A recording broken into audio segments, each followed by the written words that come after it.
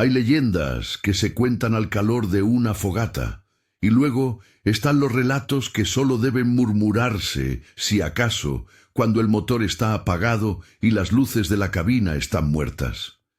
Esta no es una leyenda urbana. Es una advertencia que se ha pagado con metal retorcido y silencio helado en las madrugadas del centro de México. Hablamos de la carretera federal 57, tramo Querétaro-San Luis Potosí, un corredor de asfalto conocido por su letal monotonía y específicamente por una presencia que se niega a descansar, la mujer del kilómetro 19. Si este relato ha llegado a tus oídos, detente. No es casualidad que lo escuches justo ahora, cuando el sol se ha ido o cuando la carretera te parece demasiado familiar. Pero si decides continuar, debes saber algo crucial sobre el costo de la curiosidad en estos caminos. Si escuchas este relato hasta el final, entenderás por qué algunas carreteras no perdonan. Y si dejas la historia a medias, ella sabrá que te detuviste a escucharla. No le des la oportunidad de terminar la historia por ti. Ahora, escucha con atención lo que le sucedió a los operadores que se atrevieron a hacer el turno nocturno entre el 18 y el 20, en ese preciso punto donde la realidad se afloja. Los que sobreviven a ese tramo juran que ese kilómetro no está diseñado para el tránsito, sino para la espera. La carretera federal 57 es la espina dorsal que mantiene vivo el comercio entre el Bajío y el norte del país. Es una línea de plata y concreto que serpentea por kilómetros y kilómetros de desierto y semidesierto, perfecta en su funcionalidad y letal en su soledad. Para los que viven de ella, los operadores de carga, los traileros, es más que una ruta. Es un purgatorio de 12 horas donde el único enemigo a veces es el microsueño. La gente habla de los asaltos, de los accidentes por exceso de velocidad, pero lo que realmente consume a quienes cruzan esta autopista de noche es la falta de vida, la ausencia de cualquier testigo. Desde la medianoche hasta que amanece, el silencio es tan denso que parece tener peso. Se siente como una manta térmica, sofocando cualquier ruido que no sea el rugido del propio motor y el silbido del viento contra el parabrisas. Si has manejado solo por la madrugada, sabes que el silencio de la carretera comienza a pesar en el pecho, y es ahí, en ese vacío, donde las cosas que no existen empiezan a tomar forma. La 57 no te ofrece distracciones. No hay pueblos cada 5 kilómetros, solo matorrales secos y la sombra de cerros distantes que parecen moverse si los miras fijamente. Los kilómetros pasan idénticos, y esa repetición es la que quiebra la mente. Es un truco psicológico. La carretera te adormece con su monotonía hasta que tu vigilancia se agota. Los que hacen este recorrido constantemente desarrollan una hipervigilancia, una especie de sexto sentido para lo que no cuadra, para la anomalía. Los veteranos de la ruta tienen sus reglas no escritas. Nunca parar en el tramo de la Hacienda Vieja, verificar 2 veces los sellos del remolque y, sobre todo, jamás levantar a nadie entre el kilómetro 15 y el 25. Ese pequeño segmento, plano y bien asfaltado, cerca de un viejo distribuidor abandonado, es el patio de juegos de la mujer. Se dice que el aire ahí es más frío y que las luces del tablero parpadean sin razón aparente, justo en el momento en que tu mente, agotada, empieza a jugar contigo. Los radios se llenan de estática y los reportes de tránsito se callan. El reloj de un tráilero opera bajo reglas diferentes, regido por el cansancio acumulado, el café instantáneo y la promesa de un descanso que siempre parece estar un poco más lejos. Pero el verdadero peligro no es la somnolencia, sino la claridad repentina que llega cuando ves algo que no debería estar ahí. Esa es la chispa, El tramo específico que nos interesa es conocido en las bitácoras policiales por una densidad inusual de accidentes por salida de camino sin causa aparente o volcaduras por esquivar objeto no identificado. Siempre en la madrugada, siempre entre las 2 y las 4 a.m., y todos los reportes, si los analizas con calma, tienen un elemento común, un destello blanco, rápido y fuera de foco, justo antes del impacto que marca el inicio del terror en ese punto de la carretera donde ella está esperando. La historia que realmente solidificó la leyenda no está en los archivos de la Policía Federal, sino en los registros internos de la línea de transporte Los Halcones del Norte.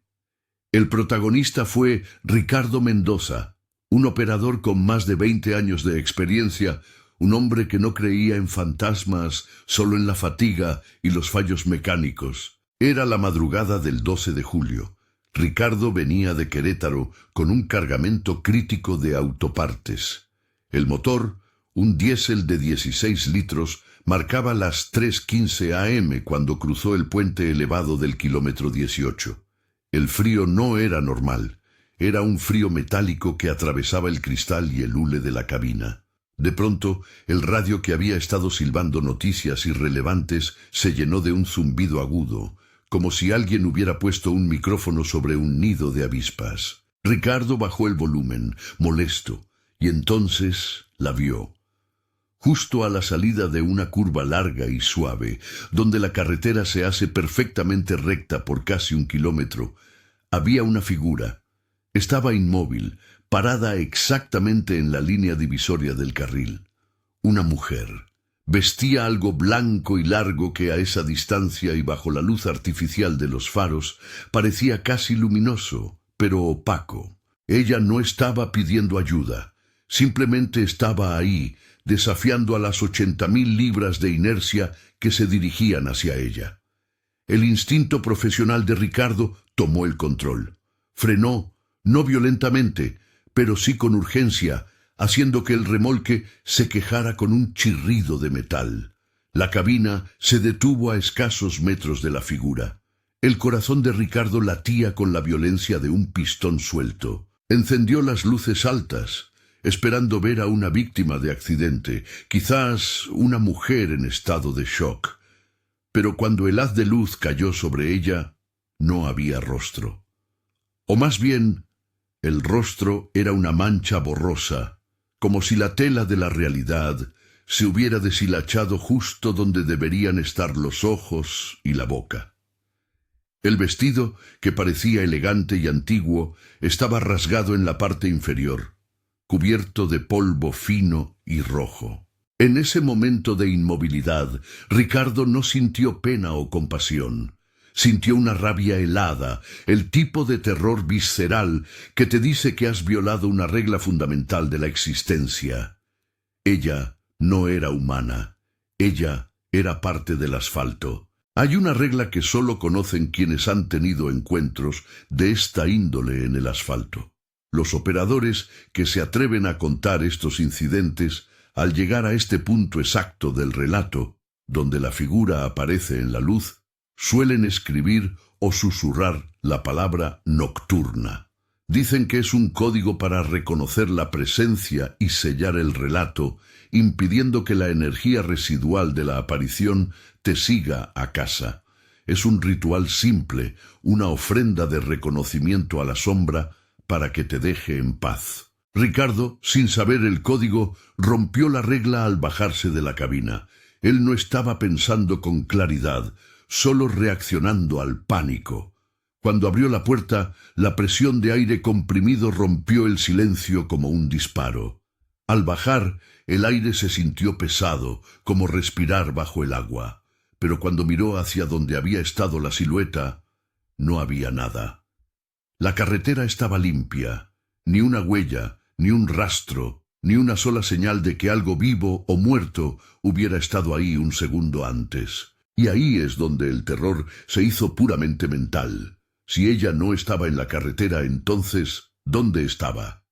El remolque de Ricardo estaba sellado, pero la cabina, con su puerta recién abierta, era ahora una invitación. La mayoría de los cínicos, los que solo confían en lo que se puede medir y pesar, ofrecen explicaciones fáciles: fatiga ocular severa, efecto Purkinje mezclado con privación de sueño, o la simple alucinación inducida por la soledad del trayecto.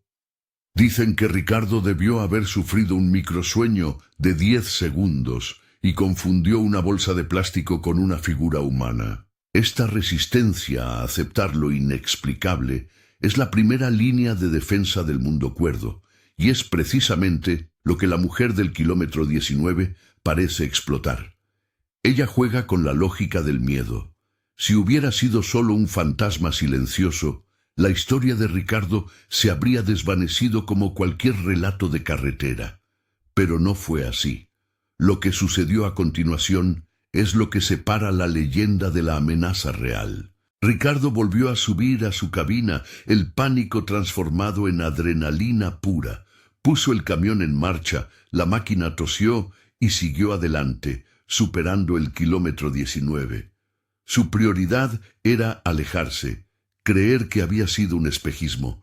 A los pocos minutos, la radio volvió a la normalidad, las luces del tablero se estabilizaron y el frío metálico se dio paso al calor habitual del motor. Empezó a respirar de nuevo. Aproximadamente en el kilómetro 35, casi 20 minutos después del incidente, Ricardo se detuvo en una gasolinera bien iluminada, la primera que encontró.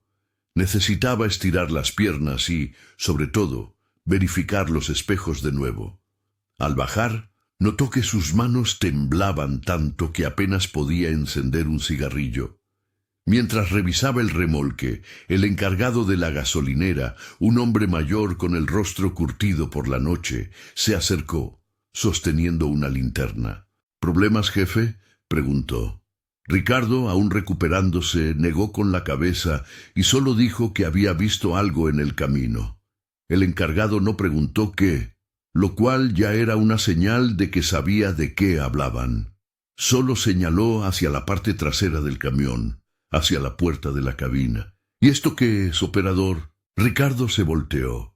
Grabada, no rayada, sino como si hubiera sido marcada con una presión inhumana sobre el barro y el polvo de la puerta, había la figura de una mano. Pero no era una mano de hombre, era larga, con dedos finos y curvados, y lo más perturbador, era la huella de una mano que había presionado el metal hacia abajo, como si algo se hubiera agarrado a la cabina justo encima de la cabeza de Ricardo mientras él conducía. Los traileros son paranoicos con la limpieza de sus unidades, y Ricardo juró que la puerta había estado limpia al salir. Él había estado conduciendo a más de 80 kilómetros por hora. No hay forma física de que alguien hubiera podido sostenerse ahí y dejar esa marca, a menos que el peso de ese cuerpo espectral no fuera físico, sino frecuencial. La marca no era una advertencia, era una prueba de contacto, un macabro recibo que decía: estuviste aquí, yo estuve contigo. El miedo ahora tenía una textura y una ubicación exacta. El método de la mujer del kilómetro 19 no es el susto barato ni el accidente directo. Es la inoculación del terror psicológico. Ella no busca matarte de inmediato. Busca arruinar el único lugar que tienes para estar seguro, la cabina de tu camión. Ella te da la bienvenida y luego te acompaña, sin ser vista. Ricardo, al ver esa marca, entendió que su mente había sido violada. La fatiga había sido un anzuelo y el avistamiento la carnada. Ella había aprovechado la fracción de segundo en que él detuvo la marcha y abrió la puerta para adherirse a su vehículo. Y él la había llevado consigo durante 20 kilómetros, sintiendo un frío que pensaba que venía de afuera. La estrategia de esta entidad es simple: la transferencia de la presencia. Ella sabe que para el trailero la cabina es su santuario, su oficina y su hogar temporal. Es donde comen, duermen y se sienten invulnerables frente al vacío de la noche. Al contaminar ese espacio con una prueba irrefutable de su cercanía, destruye la paz mental necesaria para conducir con seguridad. Ricardo no pudo borrar la huella. Intentó pasarle un trapo húmedo. El polvo se iba, pero el relieve, la impresión de la palma y los dedos permanecía. Parecía grabado en la misma pintura. Desesperado, tomó una botella de agua y la vació sobre la marca. Nada. El sello no era físico. El encargado relató la creencia popular de la zona. La mujer no es un alma en pena buscando justicia. Es algo mucho más antiguo y territorial. Es un receptor de energía negativa. Los kilómetros 18, 19 y 20 de esa carretera, antes de ser asfalto, eran parte de un cementerio informal de viajeros y un punto de sacrificio ritual en tiempos prehispánicos. El asfalto moderno, en lugar de borrar la historia, la selló. Y esa mujer, vestida de blanco, no es la víctima, es la guardiana hambrienta. Su objetivo no es que te estrelles contra el muro, sino que te estrelles por el miedo a que ella aparezca a tu lado. Te deja libre, pero te instala el pánico. Ricardo sabía que si volvía a conducir sin resolver eso, cada sombra, cada reflejo en el espejo lateral sería ella. La soledad se había roto y la compañía era letal. La única manera de quitar esa marca era la purificación total de la cabina, o peor aún, el cambio de unidad. Ricardo tomó la decisión esa misma madrugada. Llamó a su jefe. Su voz estaba rota no por el llanto, sino por la absoluta certeza de lo que había experimentado. Pidió que enviaran un camión de relevo. No iba a conducir ni un metro más en esa máquina contaminada. Dejó el camión con el motor apagado en medio del patio de la gasolinera. Cuando la luz del sol golpeó la cabina, el relieve de la mano se desvaneció, pero la pintura, en ese exacto punto, quedó opaca, como si la esencia del camión hubiera sido drenada. El vehículo había sido tocado por lo nocturno y, para Ricardo, era irrecuperable. Lo que la mayoría de la gente no comprende es la diferencia entre un fantasma y una infestación. Un fantasma es un eco de dolor, un patrón de energía repetitivo. Una infestación, como la que ocurre en el kilómetro 19, es un método activo de caza. La mujer no espera que la busques. Ella te elige basándose en tu nivel de agotamiento o tu soledad. El error fundamental de Ricardo fue la duda, ese instante de ceder a la curiosidad y bajar del camión. Al hacerlo, creó un vacío energético, una ruptura en el campo de fuerza de su rutina. Esa interrupción es la mecánica que ella utiliza. Los operadores más antiguos de los halcones del norte tienen sus propias contramedidas, transmitidas en voz baja, con más seriedad que cualquier manual de seguridad. La principal, la mirada fija y la negación. Si la ves, tienes que mirarla de frente y negar su existencia con cada fibra de tu ser. No parpadear, no frenar y sobre todo no reconocerla como humana. Tienes que tratarla como un defecto en el parabrisas, un error óptico que el cerebro debe descartar. Si mantienes la velocidad constante y la ignoras, la inercia del movimiento y tu propia negación la expulsan, porque su poder reside en tu pánico. Pero ¿por qué la mujer aparece en ese punto exacto, el kilómetro 19? La respuesta, según los pocos ingenieros que trabajaron en el tramo a finales de los años 70, reside en el subsuelo.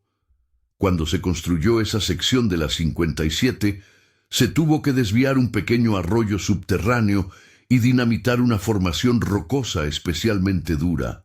Los rumores dicen que durante esas excavaciones se descubrieron restos humanos en un patrón anómalo, no en un cementerio organizado, sino en un revoltijo de huesos y tierra roja. El supervisor de obra, un hombre apellidado Rivas, se negó a reportar el hallazgo por miedo a detener el proyecto, y simplemente cubrió todo con grava y luego asfalto.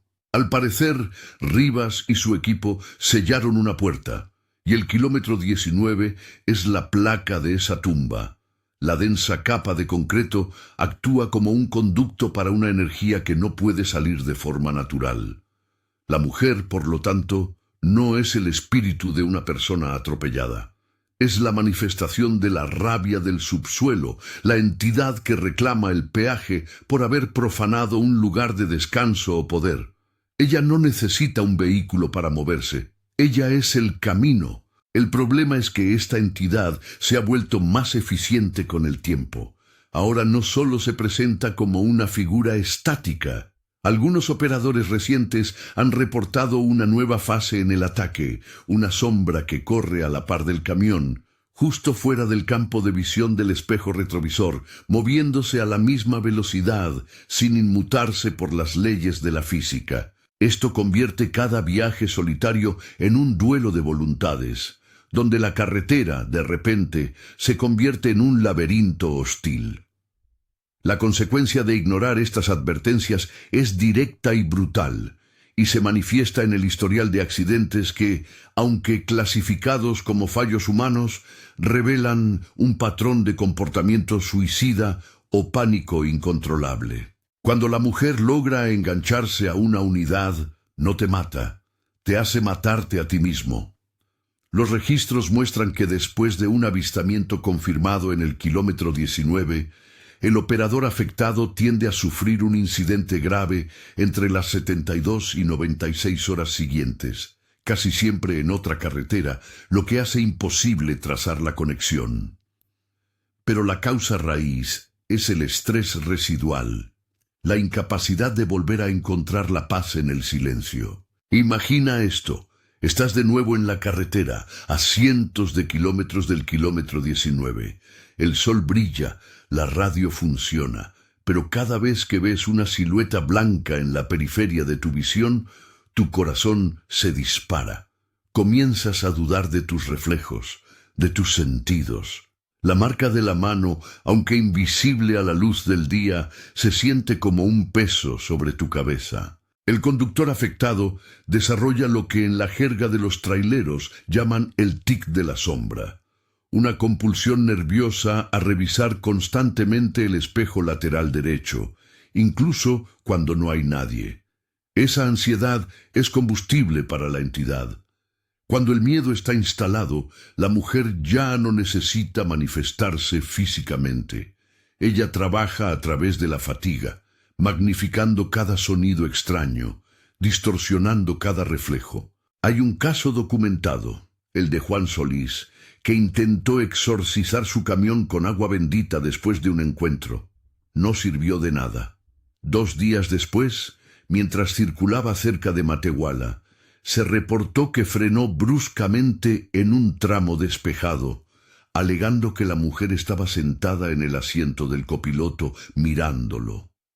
En la desesperación, abrió la puerta y saltó del camión en movimiento. Sobrevivió con heridas graves, pero el camión continuó sin control, cruzó el camellón y chocó de frente con un vehículo familiar. Solís no tuvo un accidente. Fue forzado al terror de elegir entre el impacto o el vacío. El peor destino, sin embargo, es el de la inmovilización. Los reportes más escalofriantes son de operadores que, al ver la manifestación en pleno viaje, quedan catatónicos. Simplemente sueltan el volante, se encierran en la cabina y esperan, paralizados por el horror, mientras el camión sigue su curso hasta que el asfalto se acaba o el combustible se agota. Sus cuerpos son encontrados horas después, con los ojos abiertos, la mirada fija en un punto inexistente. El miedo los convirtió en estatuas de sal. La mujer del kilómetro 19 no mata con un choque, mata con el recuerdo de su presencia, que te persigue hasta la siguiente carretera, hasta que no puedes más. El segundo gran misterio que rodea al kilómetro 19 no es la aparición misma, sino el silencio de la tecnología. En la era de la hiperconexión, donde cada camión de carga pesada está equipado con múltiples sistemas GPS, cámaras de monitoreo y telemetría avanzada, ¿por qué no hay pruebas visuales irrefutables de la mujer? La tecnología, que debería ser el arma definitiva contra lo inexplicable, se convierte aquí en una víctima más. Los operadores, al narrar el encuentro, siempre mencionan el fallo eléctrico momentáneo, el zumbido en el radio, el parpadeo de las luces. Pero lo que resulta más inquietante es el patrón en los sistemas de grabación. Las cámaras de seguridad de la cabina, obligatorias en muchas flotas, fallan sistemáticamente en el kilómetro 19, pero solo en el momento del avistamiento. Los informes técnicos lo describen como una sobrecarga de estática o corrupción espontánea del archivo de video. Es decir, la cámara sigue grabando antes y después, pero la sección de la memoria que debería contener a la figura está dañada, como si la imagen no pudiera ser codificada por la electrónica. Hay un activo, un objeto que se volvió indispensable para un pequeño círculo de operadores que se consideran cazadores de estas carreteras: el espejo retrovisor viejo. La mujer del kilómetro 19 es fundamentalmente una anomalía de la percepción. Ella opera en el campo visual directo, usando las luces de los faros para presentarse, pero parece tener dificultad para manifestarse en superficies reflectantes que no sean planas o de tecnología moderna. Un operador llamado Héctor, famoso por cruzar ese tramo al menos 3 veces por semana, juró que su salvación fue instalar un espejo retrovisor de aumento curvo, antiguo y de cromo grueso, en la parte superior de la cabina. Según él, la curvatura del espejo distorsiona lo suficiente la imagen para hacerla ineficaz. Héctor relata que, en una ocasión, mientras pasaba por el kilómetro 19, vio el destello blanco característico. Pero en lugar de frenar o entrar en pánico, se concentró en el espejo curvo. Ahí, la mujer no parecía alta ni amenazante. Se veía pequeña, estirada y deforme, como una caricatura en un vidrio de feria. Y lo más importante, estaba atrás del camión, luchando por alcanzarlo. Mientras la miraba en el espejo deformante, una voz áspera y fría resonó en su mente, no en el oído, diciendo: «¿Por qué no me ves bien?». Esa fue la confirmación de la estrategia.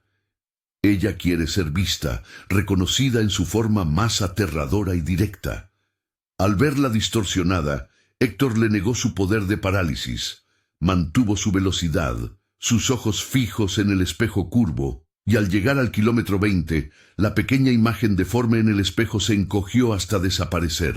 El desafío, por lo tanto, no es evitar el kilómetro 19, que es imposible para el transporte de carga.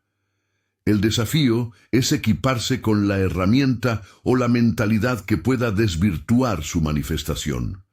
El espejo viejo se ha convertido en el amuleto más valioso de la 57, una prueba de que a veces la tecnología más simple es la única capaz de defenderse de la tecnología del miedo. La leyenda de la mujer del kilómetro 19 no es un evento aislado en la red de carreteras de México. Es parte de un ciclo histórico de presencia espectral ligada a la infraestructura y al sacrificio de la velocidad. Este fenómeno se conecta con la idea antigua, casi prehispánica, del cobro del camino. En muchas culturas, la construcción de grandes obras, pirámides, puentes, caminos, exigía una ofrenda para aplacar a los espíritus territoriales. En la modernidad, la ofrenda ya no es un animal o un prisionero, sino el peaje involuntario cobrado en metal, sangre y terror. Piensa en los grandes corredores viales, la carretera de la muerte en Bolivia, la Ruta 66 en Estados Unidos o la misma 57 en México. Son arterias de un sistema económico, diseñadas para la eficiencia, pero que atraviesan tierras con historias mucho más lentas y violentas que el tráfico actual. La prisa del mundo moderno choca contra la permanencia de lo antiguo. El patrón es siempre el mismo. El espíritu aparece en el punto exacto donde la carretera rompió algo que debía estar tranquilo, ya sea un cementerio, una zona ritual o un lugar de dolor prolongado. La mujer de blanco, la llorona de la carretera, es una figura recurrente globalmente, pero sus métodos cambian según la intensidad del trauma sellado en el subsuelo. En el kilómetro 19, el trauma no es solo la muerte, sino la prisa constante. La mujer es el freno que el subconsciente colectivo de los traileros necesita imponer a la velocidad letal. Esta carretera es, en esencia, una trampa de tiempo. El trailero vive bajo la presión constante de la entrega, de la distancia, de la fatiga. La mujer del kilómetro 19 ofrece un escape de esa tiranía temporal, pero el precio es tu cordura. Ella te obliga a detenerte, a pensar, a tener miedo, a romper la velocidad de tu rutina, aunque ese detenimiento sea un acto de terror. Si miras los mapas de accidentes a lo largo de los años, te das cuenta de que los picos de actividad de la mujer coinciden con las temporadas de mayor tránsito y presión económica, cuando el sistema exige más velocidad, más horas sin dormir y más riesgo. Ella se vuelve más activa. No es un fantasma buscando su hijo, es la carretera misma, la tierra profanada, exigiendo que se honre el tiempo perdido y el espacio violado. Ella es la manifestación de que, no importa cuán rápido conduzcas, siempre hay fuerzas que operan fuera del cronograma, y que el pasado, especialmente el que se intenta enterrar con cemento, siempre termina regresando para cobrar la deuda, kilómetro por kilómetro. Es una lección brutal sobre la arrogancia de la ingeniería moderna frente a la memoria de la tierra. Lo que queda de la leyenda de la mujer del kilómetro 19 no es el fantasma, sino el miedo codificado en la cultura del transporte. El legado es la desconfianza instintiva hacia el silencio de la carretera.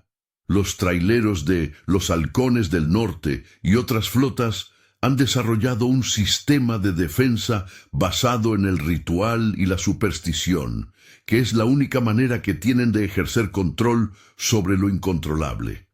Nunca más se bajaron en el kilómetro 19. El nuevo operador que toma la 57 por primera vez aprende estas reglas no escritas antes que cualquier manual de seguridad de la empresa.